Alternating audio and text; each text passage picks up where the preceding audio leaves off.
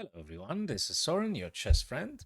I have returned now with a game that was played yesterday in the FIDE's Women Chess World Championship in between Wenjun White and Tingjie with Black. Apologies if I have mispronounced the names.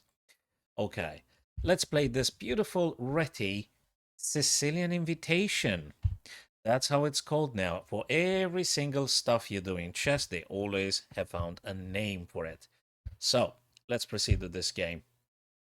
Let me actually go to, yeah, maybe in this fashion it's better now so you can have a look at the archive currently available on chess.com in relation to this particular opening. So c5 and b3. Now we can all anticipate that the purpose of the fianchetto is simply to getting the bishop out and having this beautiful aggressive diagonal available to them. Knight c6, bishop to b2, normal developing moves, a6, probably that will be announcing some further b5 if that was necessary, perhaps some bishop to b7, all sorts of ideas, but black need not to ignore the development on the king side because practically you want to do something in terms of castling, I would assume. G3 now being played here. G3. And yeah, you could have played also bishop to e2, but G3 actually that's quite a little bit surprising here because looks like the white knight now would be a little bit attackable by the bishop here, and that would result in another pin potentially. After G3, for instance, it's like it's an invitation. Queen C7 had been played first. D4 striking in the center. Nothing wrong to attack in the center. Now, he took Ju and Jun took with the pawn.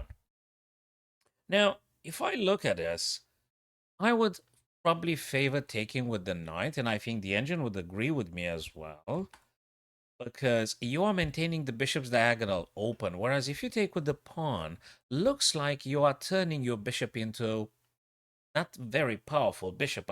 After all, it's just like becoming another pawn behind the pawn. So the bishop would not be as strong if you just captured back with the bishop. Of course, it has its pluses and minuses, but probably taking with the knight on d4 would be more promising for white here. Taking with the pawn, that's the pin I was talking about. This is the pin I was talking about. And the line squares are weakened. The line squares here around the white king are a little bit weaker. Bishop to g2. And there is a pin here. The knight on f3 can't play. So you need to sort out the pin, either moving the queen or perhaps getting the other knight into action. Castles first. Knight f6, developing. Knight b1 to d2. So to speak, the queen is free to go. Bishop to d6, we keep up with the development. And c4, very nicely. c2, c4 now, announcing all sorts of things, perhaps c5 at some point, all sorts of stuff may happen. a3 first, not rushing it. a3 taking any knight or bishop incursion on b4. a5 to just stop you from pushing the front forwards. h3 asking the question to the bishop. You normally want to get rid of the pin. You don't want to stay in the pin. So one way would be just pushing the h-pawn and see what your opponent plans to do with that bishop. Taking would be ideal for white. Not taken would be prolonging the tension. So you don't really want to trade because you make it very clear, very easy, very playable for your opponent. So if you want to make it very uncomfortable for them, the bishop should refuse to trade.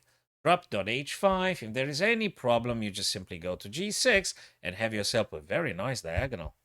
Queen to e2, rook f to d8, planning that probably things will be opening here sooner or later. Now probably that's what Tingjie found. Probably this kind of setup. We're going to see this in a sec. Rook a to c1. This is where the queen is. It's right here on the c file, so you want to ideally place your rooks where the queen is, especially because it will get open, as we have discussed. Now, you could capture with either pawn or knight. They have pluses and minuses, both of them. On the plus side here is because you might be able to just play this kind of stuff and have a majority of the pawns in the center. It's not a bad thing. That's the reason now amongst others. Late Tingjie just simply drop the bishop. They don't want to be chased by that pawn in particular. And they want to invite their own rook to become very active on the d file. There are very many details here. Queen to e3, just try to cover the most important ones. Rook a to c8, and rook f1 to e. Now the bishop here, there's no longer a pin, there's no longer a queen to be attacked behind the knight on f3, so she simply plays bishop to g6. Now, a way more promising diagonal for that particular bishop. Queen slides over, queen moves to b3, queen to b8, away from the rook's game here. You want to move that queen to safety. c5 now. And you know, every single good stuff you do in chess, guys, comes with a minus. You can't have them all. So you push with white the pawn c4 to c5, thus taking any potential moves in the future with the bishop on d6 and having this dangerous battery eyeing the g3. You do that, but once you do that, on the minus side is the fact that knight can move on to d5. So in chess, as in life, whatever you do has a lot of advantages, but there is one thing that doesn't quite sit perfectly. You can't have them all. So you play the c5, you've negated for black the bishop d6 and with the queen attacking, but also you are allowing the black knight on f6 to jump in action. That's what happened. Knight c4 with various prospects here. You're looking at e6 potentially, you're looking at e5. All sorts of good stuff about that knight. Pawn being pushed on a4.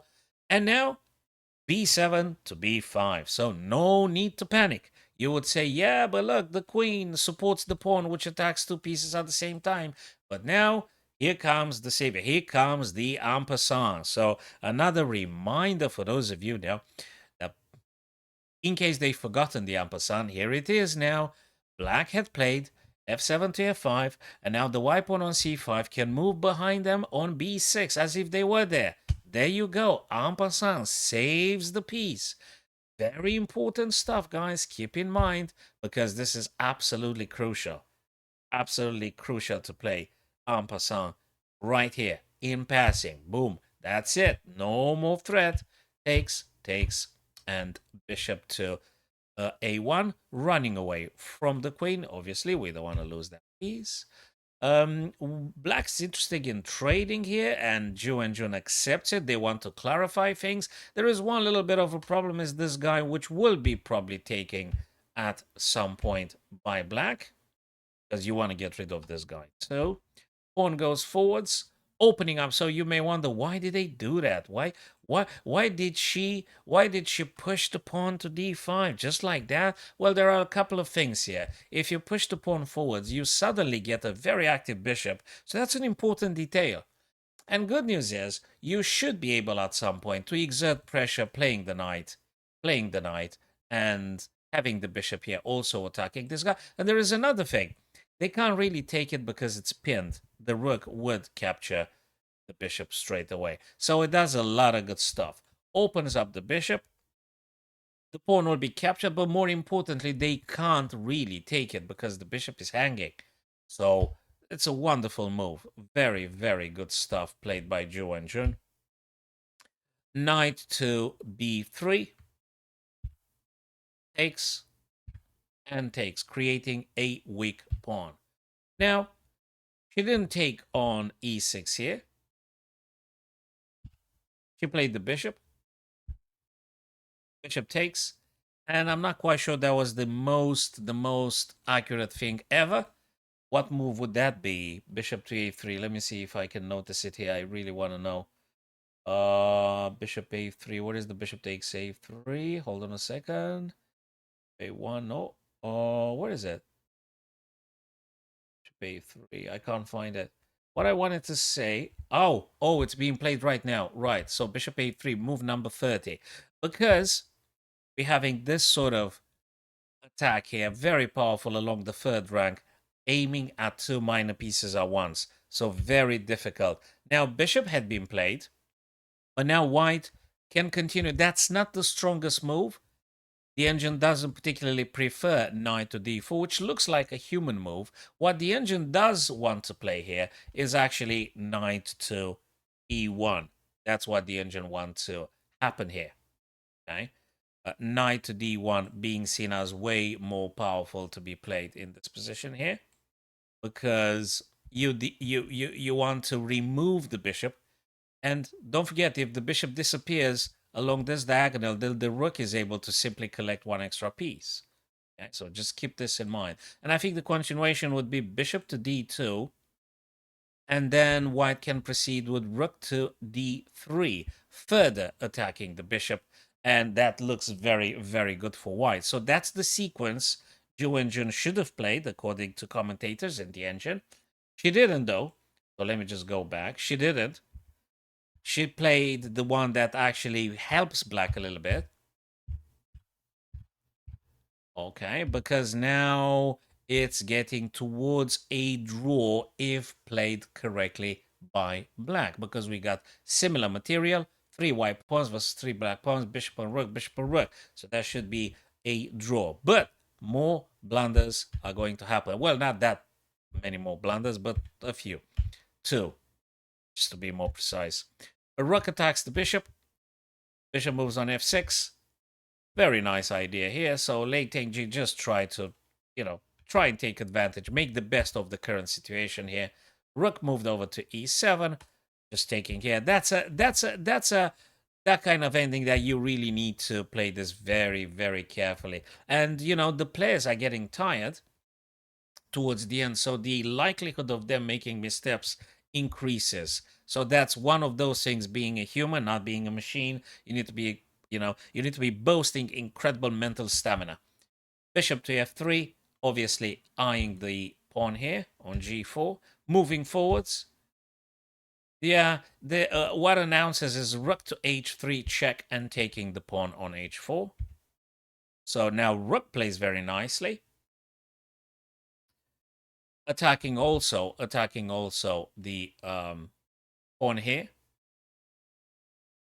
Bishop defends, king to g2, check, moves, defending, and h5 now going forwards. And if there is any rook h3 now, the pawn will be moving forwards, making a pretty much unbreakable pawn structure here. So they cannot be touched, those pawns. And together with the bishop, very strong stuff here. Check. Refusing to trade, moving forwards.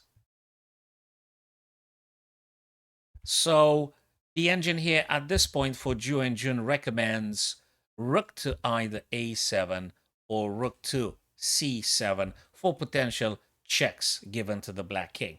The move king f2 is seen as a blunder because we're having, let me see, we have this check here, and in case the king plays on e3, black should have responded with rook d3, and pretty much you're being forced to dropping the king again.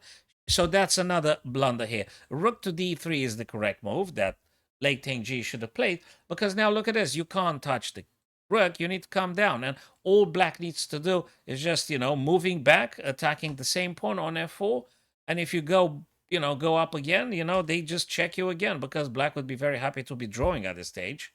But that's not what happened. That is not what happened. So rook to d6, another bad move by black here.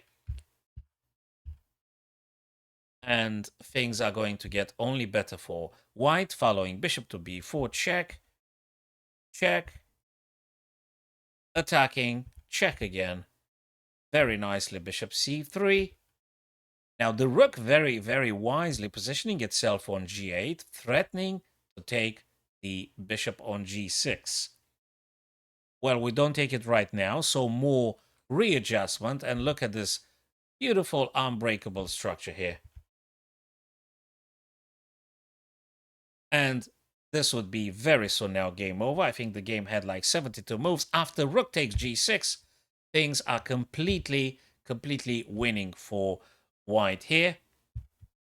Pawn goes forwards. There is no way for the black rook to do anything to stopping that pawn, because if rook to h8, you still be pushing. The bishop defends the pawn, and this is it. It's just game over. It's just too much for black to fight. So this is it. This is how Wenjun had won the game yesterday. I think I'll be uploading the video today. And if you want to do some live comments, guys, just see me when I'm streaming, and then we can discuss more stuff that this wonderful, powerful ladies are playing in the Women's Chess World Championship. So thank you very much for stopping by today. Subscribe if that's been useful to any extent, and I'll see you guys on my live stream or the next YouTube video. Have a wonderful day, guys. See you soon.